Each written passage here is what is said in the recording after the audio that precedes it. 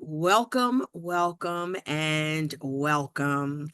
This is the Harmony webinar, The Power of Belonging, to kick off the school year. My name is Yako Tora Shotuko. I know, a mouthful. The easy version is Yako. You can probably find it somewhere near my name there, in my box. And I am a professional learning specialist for the Harmony program. I'm thrilled to be a moderator for today's very timely and always relevant topic of the power of belonging to kick off the school year. This webinar is brought to you by the Harmony Academy at National University.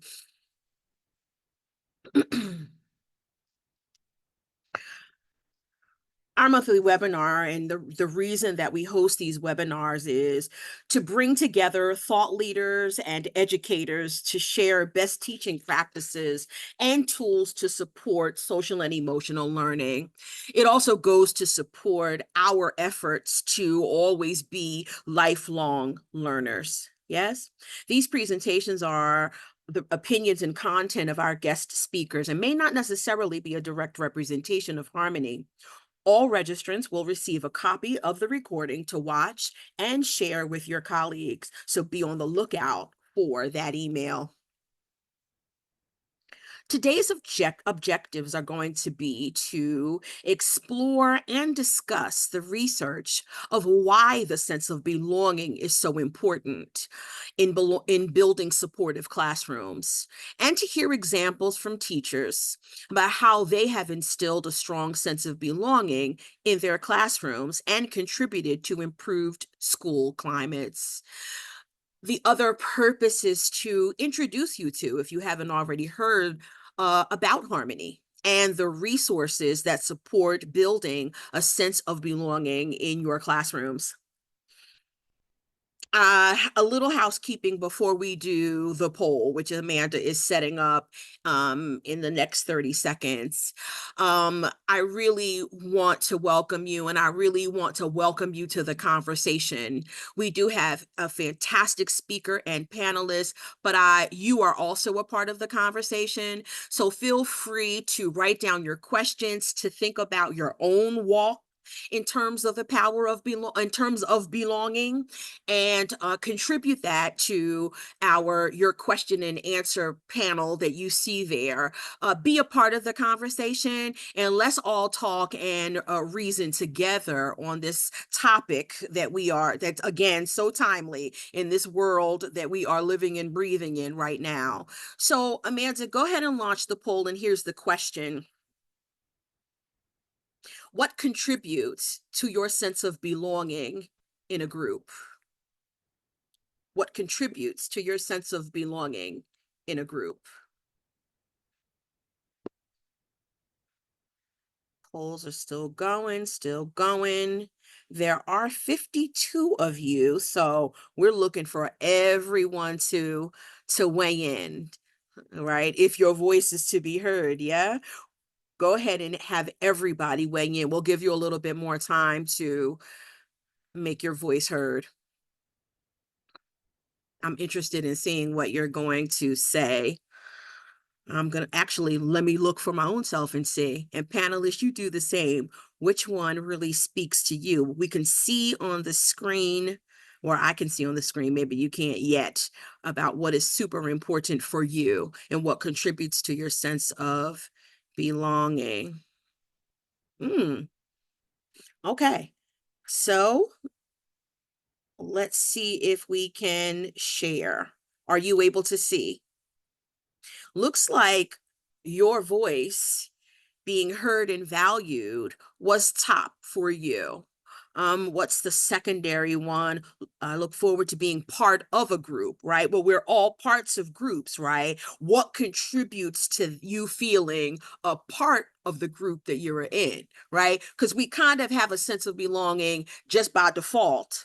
And then we have the feeling and the belief, right, that we actually belong there. So I'm so excited to hear what the panelists and Dr. Strayhorn are going to talk about regarding this topic. Super excited about this. And so let me go ahead and introduce this esteemed panel. We have a group that's going to help us to dive into why a sense of belonging is so important and what it's going to look like for you, for the circle or sphere of influence that you are in, and your communities. Let's first start with our main speaker, which who is Dr. Terrell Strayhorn. And Dr. Strayhorn, I hope I'm saying your first name right, Dr. Terrell Strayhorn. He is one of the world's most prolific and influential scholars in the fields of education, psychology, and the academic study of diversity, equity, inclusion, and belonging. Named one of the nation's top diversity scholars by Diverse Issues in Higher Education, one of his core passions is translating research to practice in ways that improve the material conditions and lived experiences of our most vulnerable populations. He accomplishes this mission largely through the more than 3,000 plus public talks, distinguished lectures, and keynotes he has delivered across the world. I also need to make a side note here, Dr. Strayhorn, and say that my mother is a proud alumni of Virginia Union University. Our next panelist is Anderson Manuel. Anderson is an elementary teacher in Massachusetts for the past 27 years. He holds a master's in early childhood education. He has taught kindergarten through third grade and currently teaches first grade. Anderson mentors new teachers through the New Teacher Induction Program and serves on his school's instructional leadership team. Kara Burnett is a dedicated elementary educator with over 12 years of experience in New York and Connecticut.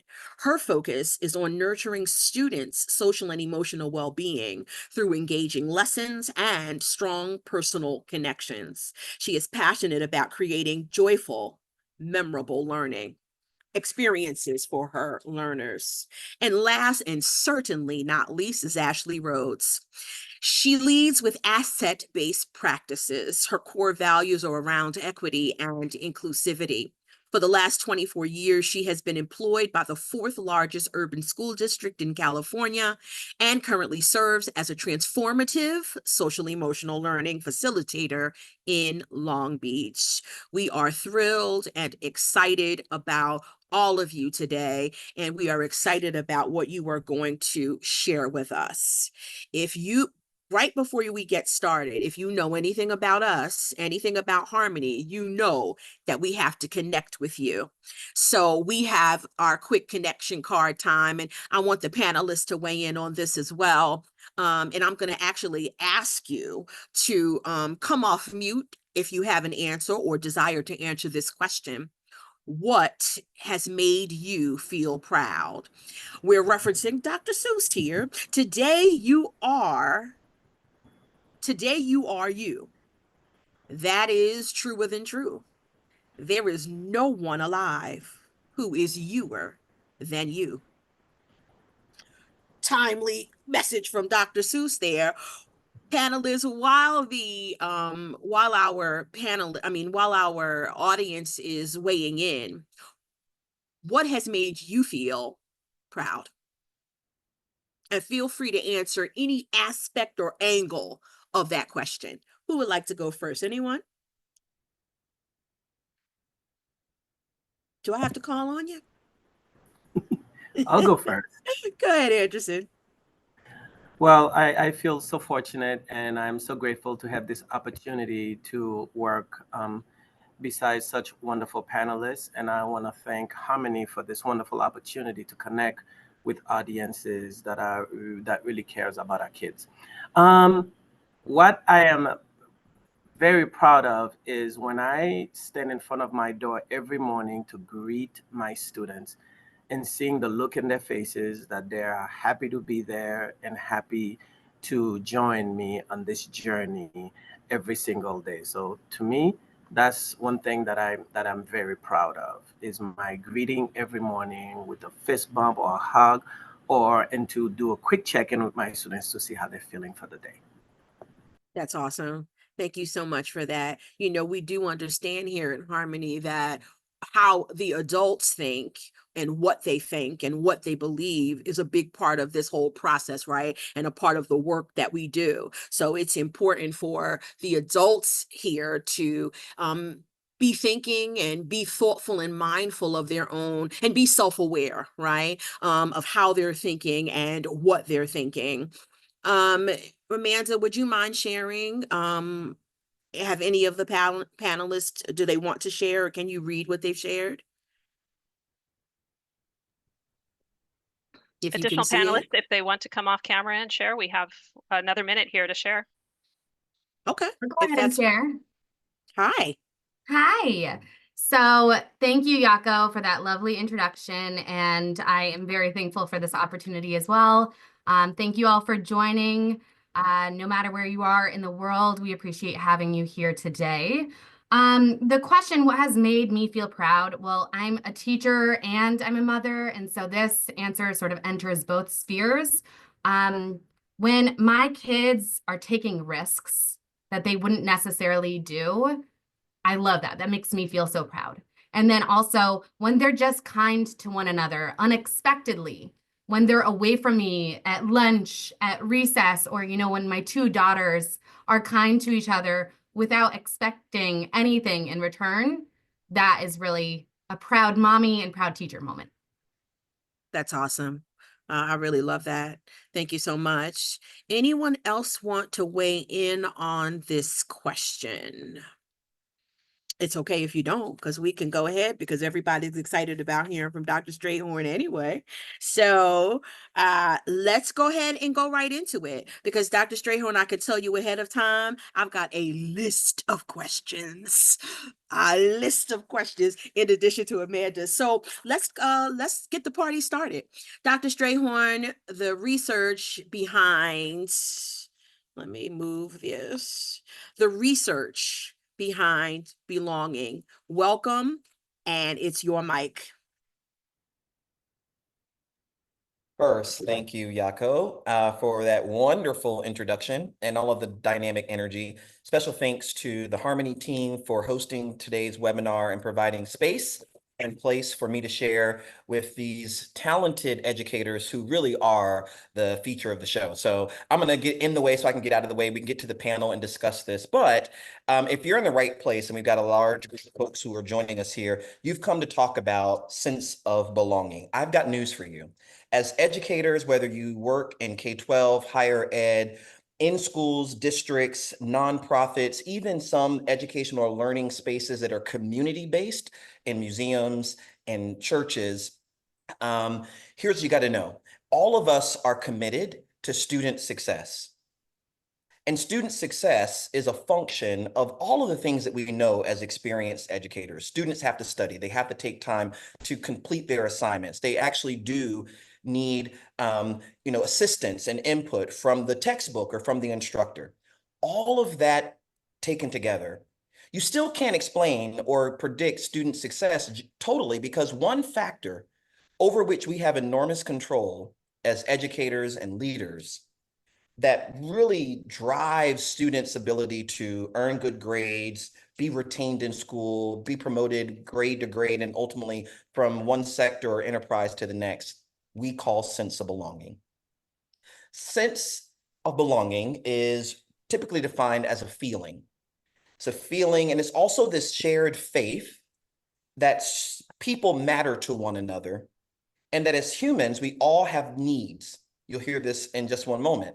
And that we have this belief or this optimism or this hope that somehow my needs as an individual can be met in part by my commitment to sharing space and place with others. And through that exchange with other people, I derive feelings, and those feelings mature and evolve into what we call sense of belonging. Now, when I feel a sense of belonging, I am more energetic, I'm more alive, I can process information more quickly, I can see connections in ways that I had not before. I feel very safe, very secure. These are conditions that are just sort of perfect for learning, teaching and learning spaces. Now, the question becomes, if belonging does all of that, then how does it relate to our other needs? What do we understand from the science of belonging? that we can then apply in our classrooms? I'm glad you asked. Next slide. So here's what we know about belonging. I, in my work on belonging, ground it in Maslow's hierarchy of needs, because I'm sure all of the folks who are in the virtual room and those who will watch the recording later will agree. We spend an enormous amount of time teaching humans. They may be in different grade levels, but I mean, if you're teaching birds or if you're teaching alligators, this talk may not hit the way you expect for it to hit. But if you are spending any time at all teaching humans, I've got news for you. That is, one, as humans, we all have universal needs, whether we're tall, short, thin, thick, blonde hair, brown hair, have sort of documented special needs that require accommodations, or invisible and hidden conditions over which we have very little knowledge. Here's what you got to know. As humans, in order to thrive, survive, and learn, we need air, water, food, shelter, sleep, sex. These are things that Maslow said, not me. But you got to get some, and I'm talking about air and water, because higher order needs can't really be attended to until these more fundamental principles are in place. Once we satisfy those basic needs, we can think about our safety and security needs.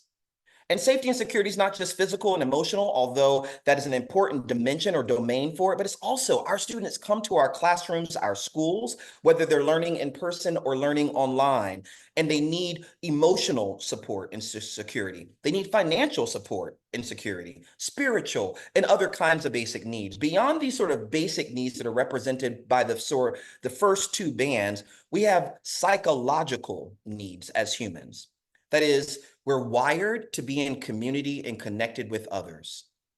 We want and need support. Everybody wants to experience a sort of circle of care.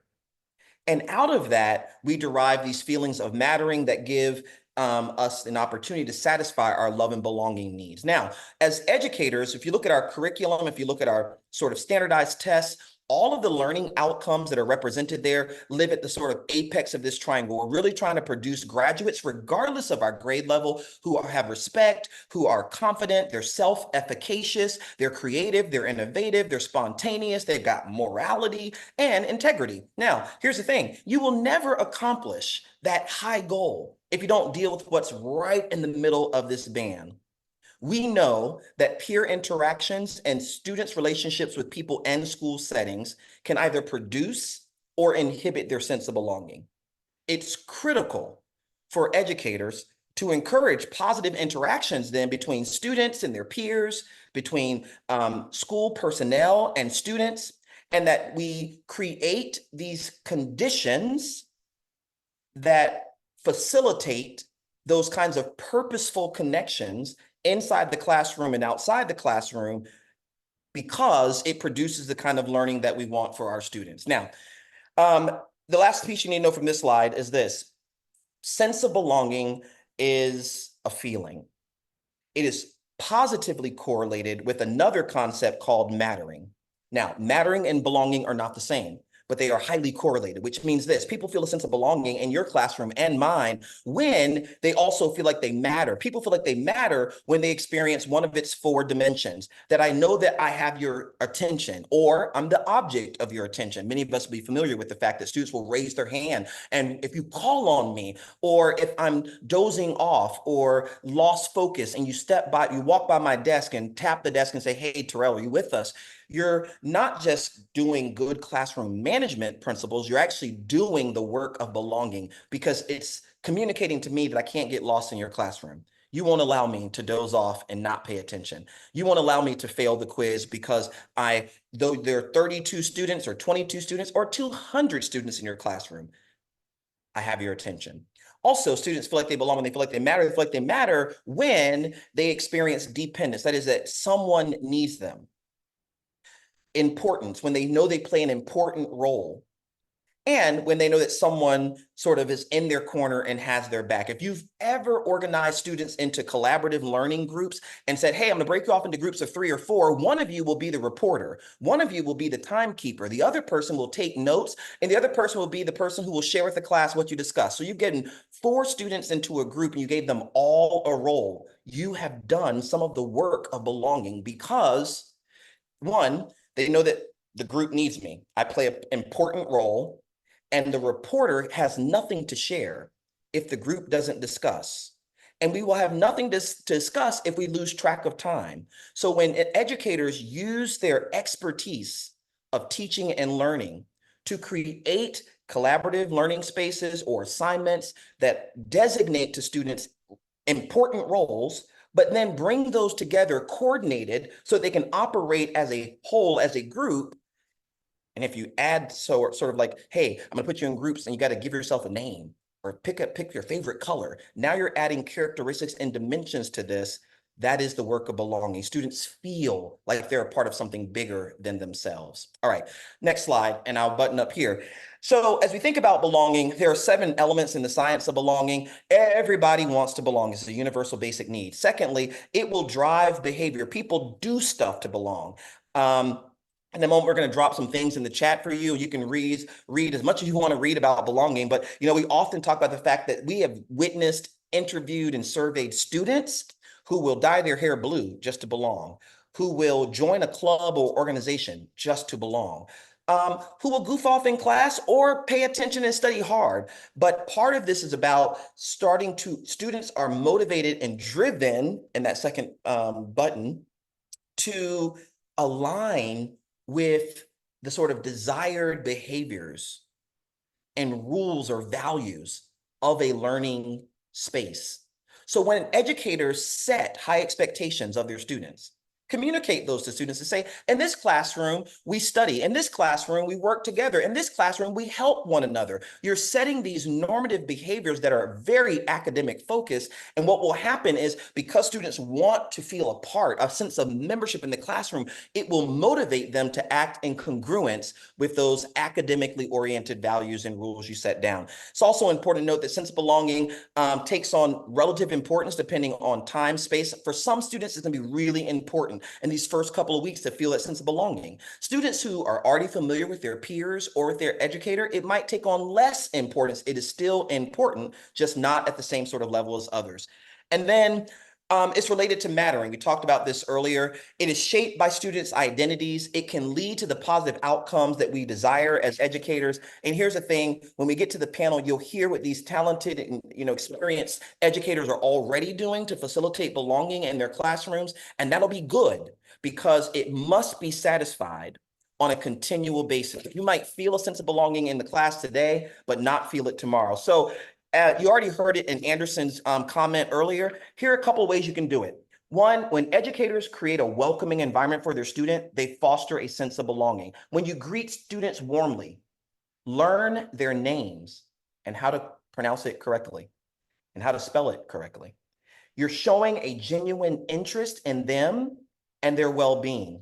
This can be done orally or visually, and we'll drop into a chat. Even on social media, we'll drop into the chat this example of a short reel that we've used in our own work. And let me tell you, it does boost belonging. In my psychology class, we showed this video and watched students' belonging scores shift in just minutes. And we also have that paper. We wrote about those results in Psychology Today. We'll drop that in the chat too for those who want it. I already said earlier, when you encourage collaboration or get students in group and celebrate diverse perspectives, you're doing the work of belonging. You're also cultivating a space in your classroom where students can experience harmony, pun intended. And those collaborative learning spaces where students are working in groups, or maybe they're working on a lab together, these sites are opulent with opportunities for growth and learning because, again, when students play particular roles, distinct roles, and those roles are coordinated to where they can cooperate as a team, they start to learn how to depend on each other. But you can imagine they're learning so much more in those kind of settings about empathy and how to work across differences and make a difference. All right. Also, when we provide opportunity for students' voice, you're doing the work of belonging. When you allow students to share their thoughts, their ideas, their feedback, and consider their input in decision-making processes in the classroom. You saw this sort of model today with Yako's quick connection time, where you could start a class off with an activity like that that's not so subject matter specific that it frightens students, but just something to hear their voice. Lots of educators that I've worked with and we've worked with in our firm, we use the rose or thorn activity, where you start the class off and ask students, pick one. A rose, that's something you're really excited about, you want to share, it brings you joy. Or your thorn, something that's frustrating you right now, you want to share with people. You go around, you create space for everyone to share and process. And what you might find is that students will, over the course of time, get very familiar with this tradition, but it becomes a way for them to use their voice, to share their voice, and to learn to connect with their emotions and feel safe sharing them with others. These are principles that are so essential to belonging that they make perfect sense here. And then lastly, it is hard to feel a sense of belonging in spaces where you don't know how things get done, where you're guessing at how to ask a question. You're guessing at how to turn in your assignment. You're guessing at how you'll be evaluated. So when educators set clear expectations for behavior, academic performance, and participation, you provide a sense of structure and consistency that not only benefits our students, but certainly has sort of greater impact for those who are neurodivergent or who benefit from having more structure than freedom and learning spaces. I'll stop there because I know the panel is going to come back with so much more. But if I went through my list and said, which one do I love the most to talk about? It's rituals and tradition. That we don't have, I mean, you can do all sorts of things to provide support to students. There are ways you can foster belonging through exercises and activities. Certainly, when we give constructive, growth-minded feedback, what we're communicating to the student is, I believe in you and your ability to succeed. Therefore, I'm giving you a roadmap for improving. That tracks on to high expectations and mattering, which is correlated with belonging. But if nothing else, I hope we'll spend some time thinking about how to establish classroom rituals and traditions that promote a sense of unity. Listen, friends, I'm talking about like secret handshakes, sharing circles, morning meetings, a favorite class song, something that you do that gets everyone together and they're building community, learning about each other, but most importantly, having fun. If the science on belonging says nothing, it says this, that when we do the things we're talking about to foster belonging, our students will succeed. Back in the hands of our facilitator. Oh, awesome. Awesome. That was awesome. I feel like I just ate a meal, still eating. It was so good.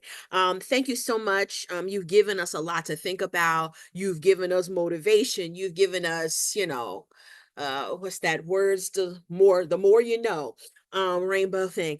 That is fantastic. I want to ask the panelist, give me a 1 minute, reaction, if you will, on what you just heard. How did it land for you? What did you think about it, and what did it stir up in you? What based on what he said. Let me go to Kara first. Just a minute, and then we're going to get into the questions and discussion. How did it land for you? What came up for you as you heard Dr. Strayhorn speaking? Yeah, thank you. So, Dr. Strayhorn, that was so motivating, just to be reminded that there are so hundreds of years of research on this. Like, back to Maslow's hierarchy of needs, we need to ensure that all of those needs are being met in order to get to the academics. We have so much on our plate as educators, and if we don't remember that we need to help the students to feel that joy, then the academic rigor is out the window.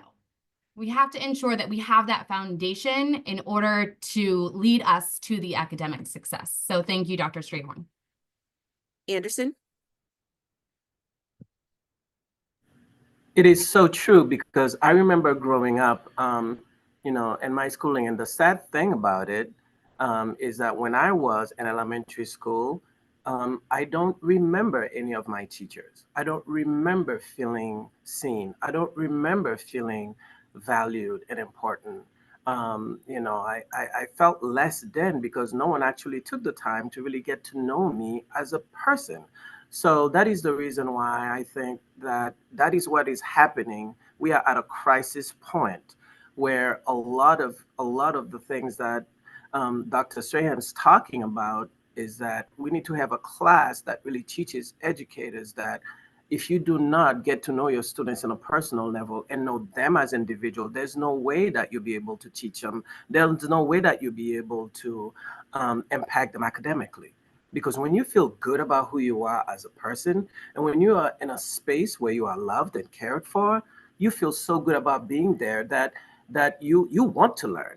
That because this person that is teaching you really cares about you. They know a little bit about you. They know where your family is. They know what really matters to you, and that makes you feel good inside. When you see that smile, and when you see kids like enthusiastic, to me, that is teaching. And it's so sad to me that a lot of people have not, a lot of educators have not made that connection yet. And we need to continue to encourage them and empower them to do that. Thank you so much. Ashley? It just makes me think about how building relationships continues to be so important. Being able to come into a classroom or come into a school site as an educator using what you like, what you can connect to kids over is so important. Sharing about yourself, sharing, listening to students, really making sure that you're checking in with them. But I also really loved when Dr. Strayhorn was there was a article that was posted in the chat around ableism and thinking about how we're supporting all of our communities, specifically those communities that have been historically marginalized, our African American population, our English learner population, our students with IEPs. And really making sure we are checking in on those communities. Are they coming to school as happy kids, right? Are we seeing students withdrawn? What are the things that we need to do to make sure that we're connecting to all of our kids? Thank you so much, Ashley. So let's get started with the questions. And I'm actually going to start and touch on something, Anderson, that you just mentioned that I'm going to ask Dr. Strayhorn to kind of expand for us. So Anderson said, about feeling good about who you are, right? We know that some of our students don't, right? Some of our students come to class not feeling good about who they are for a lot of reasons, right? Our sense of belonging often, unfortunately, is based on looks and weight and skin color and citizenship or not. And, a lot of it comes from social cues that we don't get about whether we belong politically, based on our media and heritage. How can we, you've given us some tips already about how we can make or influence the climate of our classrooms, right? Doing these activities that help make our classroom this safe space.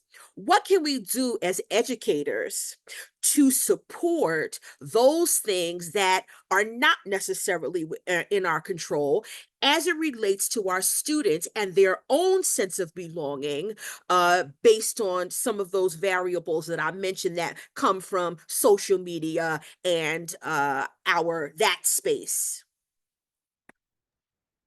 Okay, Yako, you got to calm down. You get me so excited. I'm about to run around this table. Oh my goodness, that was a good question. No, I mean, it's exciting because one, there's an answer to it, right? And that is we have to appreciate that sense of belonging and educate the importance of sense of belonging in educational spaces cannot be overstated. We could have this webinar for the rest of the week.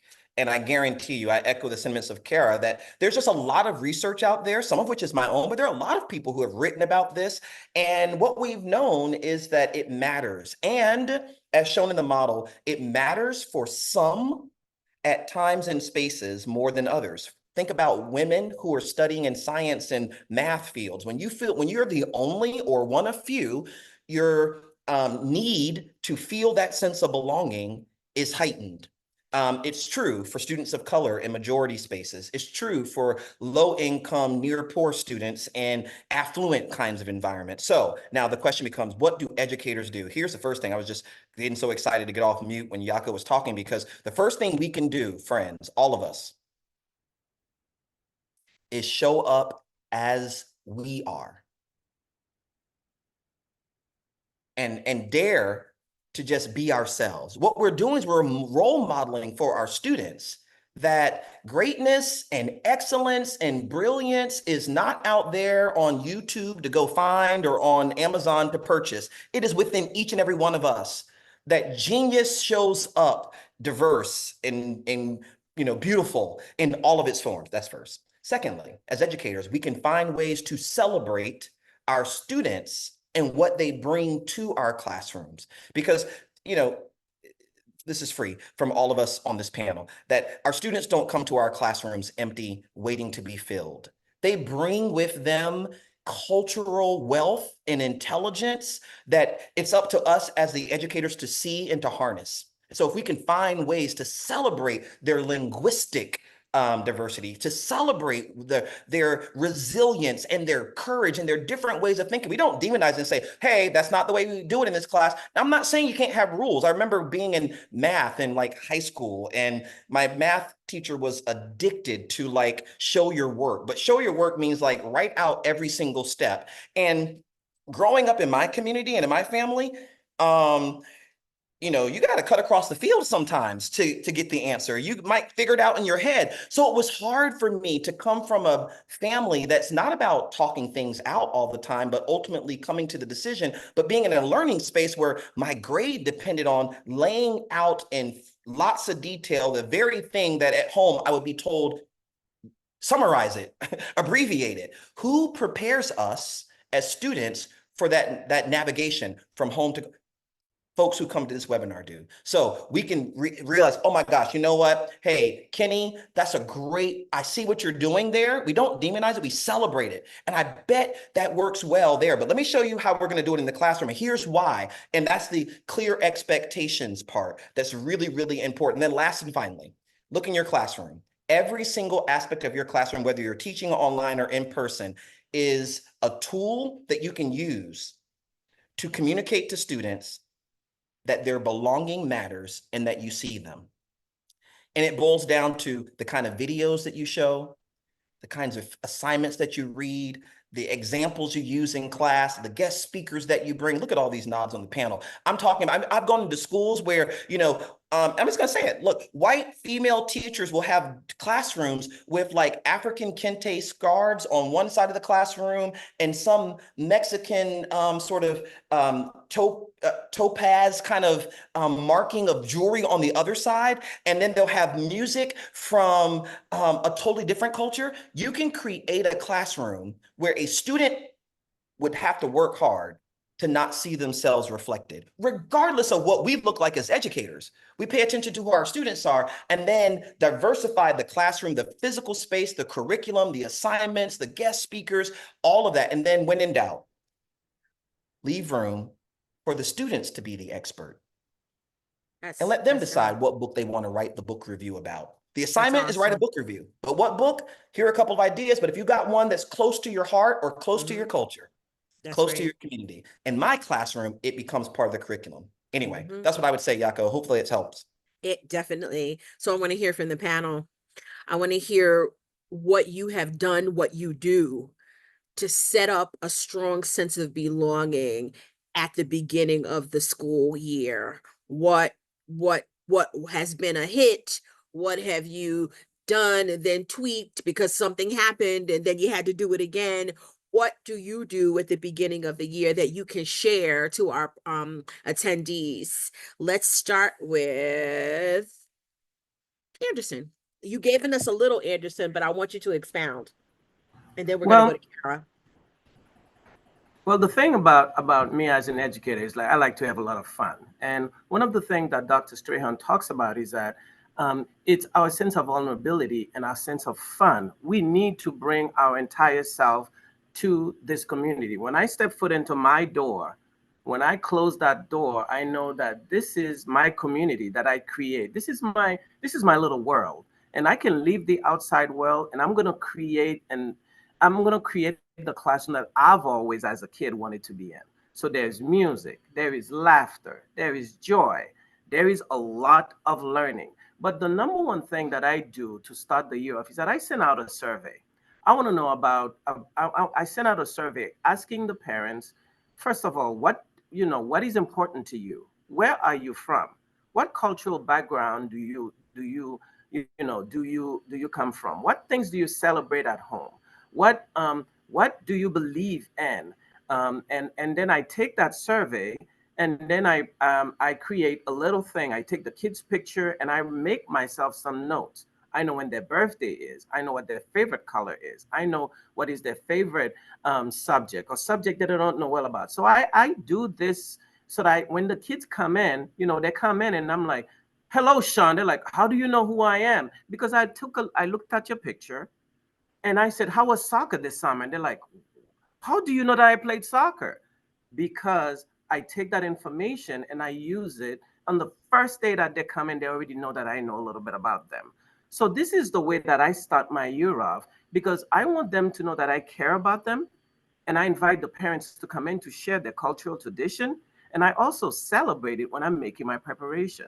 So to me, this is the world that I create. And to me, I want everyone in this classroom to feel as part of this world where it is their community, where it is their world, and I want them to enjoy it and have fun in it. And this is what I do at the beginning of the year.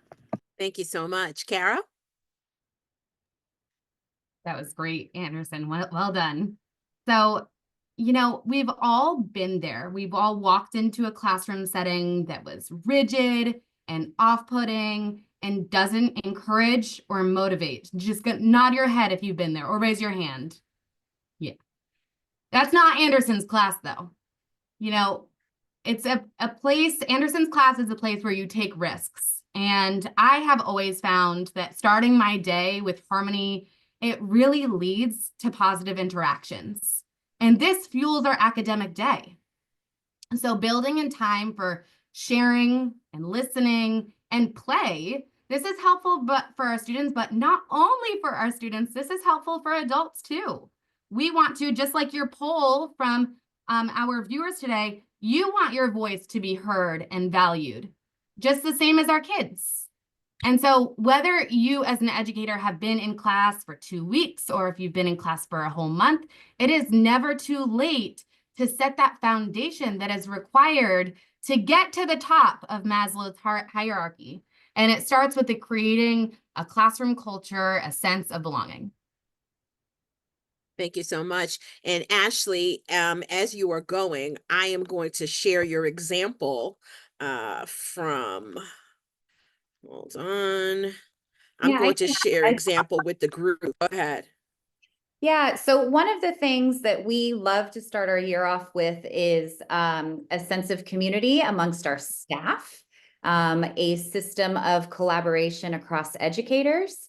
And one of the foundational things that we use across our school district and across the campus I'm currently supporting is Harmony. We begin the year off by setting Harmony goals in all of our classrooms. Those are co-created with students alongside teachers. We're also creating goals in a bunch of different other settings. What are our goals in our auditorium?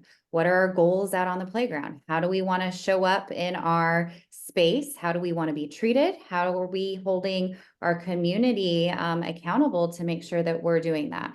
Part of what we do to check in on students is we use the student work from our Harmony lessons. So what you're seeing here on our screen is some student work samples that some teachers have shared that they have used at our campus. And that gives us really, really good data on how students are processing personal goals. This particular one is around progress check-in on how they're doing on their goals. So they get to self monitor. But I also have created a space where teachers can share how they have utilized the Harmony resources, and how they're able to learn from each other. We always say the experts are in the room, and we have hundreds of years of teaching collectively at a school site. And so being able to create a space for teachers to be able to collaborate and share ideas has been really, really powerful to help support that sense of belonging. We push this out weekly through our staff newsletter. And a lot of the things that Harmony utilizes are good for our educators too. We need to be mindful of how we get to show up every day. We may be low on the gas tank one day, and being aware of maybe taking that mindful minute alongside our students is super important to kind of ground the community space too. So that's kind of some ideas that are showed here on the screen of what that looks like here at our site. And it's been super powerful for that sense of belonging and community across our school site. That's awesome. Thank you so much. And so now all time flies when you're having fun. It has gone by so quickly. I mean, this is such a important and relevant topic. I was listening to a podcast on Mark Lamont Hill's podcast, because there was a topic on radical belonging. And if I had time, I would talk about how I learned that rejection triggers a biological response akin to physical pain, right? Have you heard that? Yeah, thank you, Dr. Strayhorn, for confirming that for me. I wish we had the time to talk about it, but let's talk about what that panelist talked about as kind of solutions, and I'm going to call it the liberation. Yeah. So what can we think about as educators to do? And panelists, I'm going to give you one last minute to give your wrap up on the topic and what advice you would give to all the educators, yes, for what they can do right now. Maybe they started with a sense of belonging and a lot of activities and topics. Maybe they didn't, and they're going to start right now. I want to hear from you, and then I'm going to talk a little bit and share with the audience some things that we do at Harmony to kind of help you to help your children. So last minute, if we could try to keep it to a minute, last minute, everyone, on what do we do? Something different, even a thought that we could think about. How do we liberate ourselves to feel a sense of belonging, and or how do we create, and I wrote that down, the world you create. One of y'all said that. The world you create, and the world that you and your students create, so that everyone belongs. Let me go backward and start with Ashley. Any last words on how we can free ourselves to feel like we belong, and to create a space where we belong? I think the thing that I show up as an educator every day is making sure every move I'm making is student-centered. Student voice is huge. Checking in with kids, simple questions. Who did you hang out with today? Did you get along with your friends today? How was your morning? And then following up with them the next day. Hey, did you have fun with your friends today? Did you have a better morning today? And it really makes kids feel like someone cares. And it's simple. That's awesome. It's a simple check-in. Mm-hmm. Thank you so much. Kara. So we talked a little bit about this before, but I, for one, and I'm sure other educators out there, we understand the plight of a teacher. There are 1,001 things on our plate, and where's the time? It's one thing to have administrative support. It's another thing to not have administrative support for SEL. And no matter your situation, you know how important the sense of belonging is in order to achieve optimal success for our students in academic, social, and emotional capacities. And, students won't remember the text analysis procedures. They might remember when the whole class did a human knot and was able to unravel successfully. But they will never forget the feeling that they had sitting in your classroom. So I challenge whomever is out there to be able to start with a couple of strategies, a couple key takeaways that I use every single day. And that's our quick connection cards from Harmony. There are 3 different variations. There's conversations, community builders, and collaborations. And they offer great strategic ways for students to build communication, build relationships. We talked a lot about how teachers are building relationships with students, but that sense of belonging can really also come from other students forging relationships with students that they would have never talked to. So by allowing for these quick connection cards to be a part of your program on a day-to-day basis, whether you have 30 seconds or you have 30 minutes, it doesn't matter. You can build this into the structure to create your culture of belonging to achieve that optimal success. Awesome. Thank you. Anderson? I totally agree with you, Kara. Those 10 minutes that you spend in the morning can really set the tone for your entire day. It is very important that you create a culture where everyone feel like they are loved, respected, and that they participate in. But another thing you must do as a teacher, you must also participate so they can see you as a human being also. And also I think that just at the end of the day too, doing that final check-in, just a quick thumbs up. How was your day today? Is there anything that didn't go wrong? Just by that quick check-in at the end of the day, you can get a sense of how things were. And if they do have that things didn't go well, you can say, well, I'm going to make sure that I talk to that person. That's a sign for you to check in. So just the beginning and the end, these are important things that you need to do. And it will give you a sense. And what's cool about it too is that problems that could occur, you can take care of them before they go home. So that way you are the one who handles the situation. So you don't have to hear from parents. Absolutely. And I'm not Lawrence O'Donnell, but the last word, Dr. Strayhorn, is yours. And then it'll be mine as the last word. Awesome. Thank you, Yako, and wonderful panelists. So what could I add that's not already been said? I would say this real quick in my little minute: get started somewhere. We get questions all the time from educators like, how do I foster belonging? Do I start with an exercise? Do I start with a ritual? Do I do it in the classroom? Do I start with the parents? And the question is, or the answer to that is, there's no prescription for boosting belonging. And what works in my classroom may not work in your classroom the same way. So use webinars like these and the many, many tools that you see on the screen through the Harmony products to get started somewhere. Second, though, start with this: accepting that all of your students belong. That this requires educators to adopt have a whole mindset, a paradigm shift. That it's not about, does this one belong? Does that one belong? Oh, I'm glad I went to that webinar. Now I'm gonna go back to my roster and my list and see who belongs and who doesn't. We've got news for you. Every single one of them belong right where they are, as they are in your classroom. But listen to this: the students who work really hard, they belong. The students who don't work hard, they belong. The students that you love to teach because they're so engaged, they belong. The ones who fall asleep all the time, they belong. Those who do their homework, they belong. The ones who never do an assignment, they also belong. So we've got to figure out, how do I then start where you are and provide the kind of support? You're not in this alone.